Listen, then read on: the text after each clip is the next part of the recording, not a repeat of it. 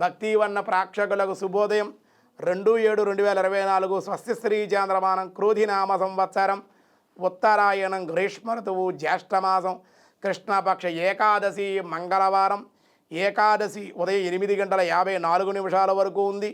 అలాగే భరణి నక్షత్రం ఉదయం 6:18 వరకు, అనంతరం కృత్తికా నక్షత్రం తెల్లవారుజామున 5:30 వరకు, వర్జం సాయంత్రం 5:49 నుండి 7:21 వరకు, దుర్ముహూర్తం ఉదయం 8:09 నుండి 9:01 వరకు, దుర్ముహూర్తాలు రాత్రి 10:57 నుండి 11:41 వరకు, సూర్యోదయం 5:33, సూర్యాస్తమయం 6:34, అమృతిగడి తెల్లవారుజామున 3:01 నుండి 4:34 వరకు, రాహుకాల మధ్యాహ్నం 3 గంటల నుండి 4:30 వరకు, ఏకాదశి గాడు ఉదయం 6 గంటల నుండి 7 గంటల వరకు కూడా శుభ సమయం ఉంది.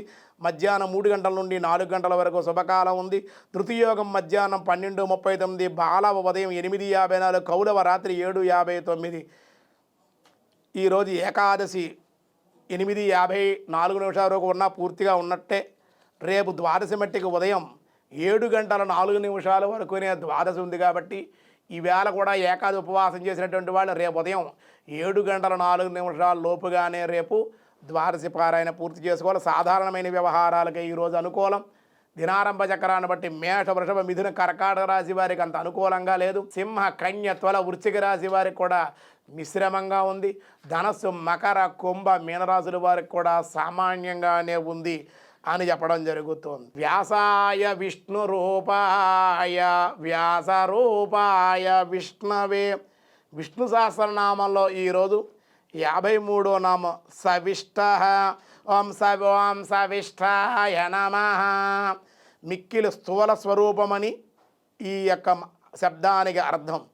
భగవానుడు అన్నింటికంటే మిక్కిలి బహుద్రూపుడు, అంతటా నిండినటువంటి వాడు, విస్తరించినటువంటి వాడు, బాగా వ్యాప్తించినటువంటి వాడు, సర్వవ్యాపి మహేశ్వరుడిని భగవద్గీతలో కూడా 11వ అధ్యాయంలో చెప్పారు.